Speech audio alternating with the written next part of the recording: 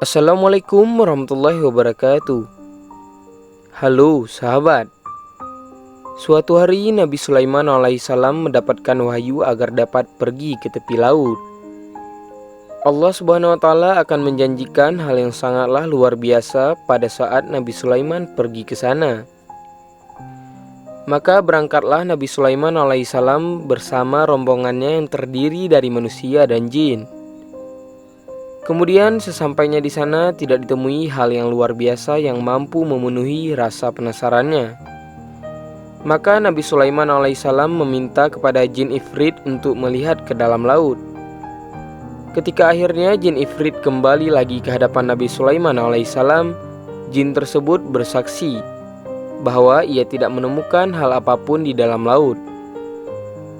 Tidak mampu memuaskan rasa penasarannya, kemudian Nabi Sulaiman alaihissalam meminta kepada Asif Barkhiyah, yakni menterinya, untuk berdoa kepada Allah subhanahu wa ta'ala agar diberitahu apa yang terjadi di dalam laut.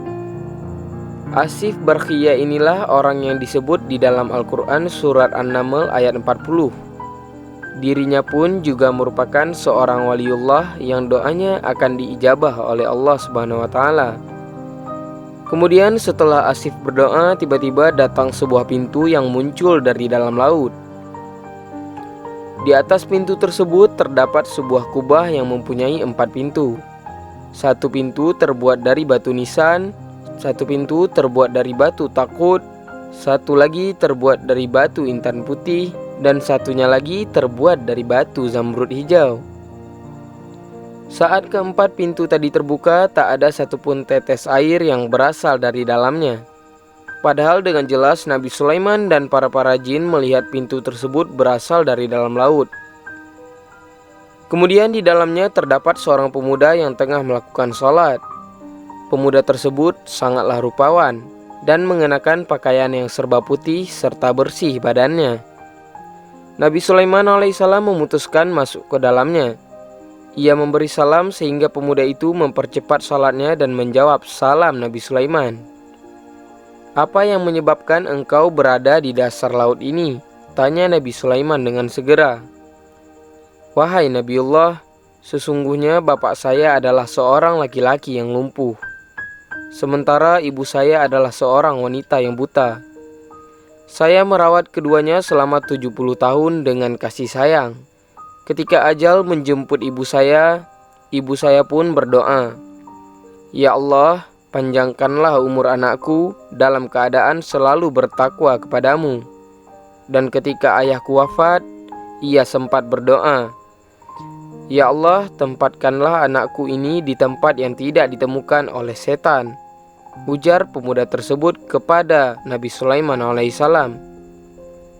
Keduanya terdiam hingga pemuda itu kembali berkisah. "Setelah saya memakamkan kedua orang tua saya berjalan-jalan ke tepi pantai. Saat itu saya hendak menghilangkan kesedihan.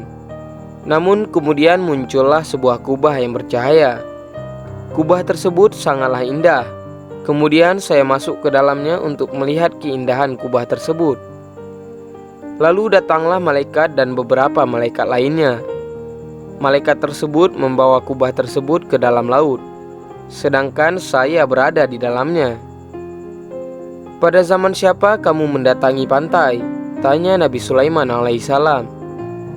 'Pada zaman Nabi Ibrahim alaihissalam,' jawab si pemuda tersebut. Nabi Sulaiman kemudian terdiam. Namun hatinya terkejut ketika mengingat kembali sejarah bahwa telah 200 tahun sejak Nabi Ibrahim hidup hingga pada hari itu. Betapa panjang umur si pemuda tersebut. Dan yang lebih mengherankan lagi, tidak ditemukan sehelai pun uban di rambut pemuda tersebut. 'Lalu bagaimana kamu makan dan minum?' tanya Nabi Sulaiman alaihissalam yang masih terheran-heran. 'Wahai Nabiullah, setiap hari datang kepada saya seekor burung yang membawakan makanan sebesar kepala manusia. Saya memakannya dan merasakan kenikmatan yang belum pernah saya rasakan di dunia. Setelah saya makan, saya tidak lagi merasakan lapar, haus, gerah, dingin, tidur dan kantuk, serta sifat-sifat lain yang dirasakan oleh manusia.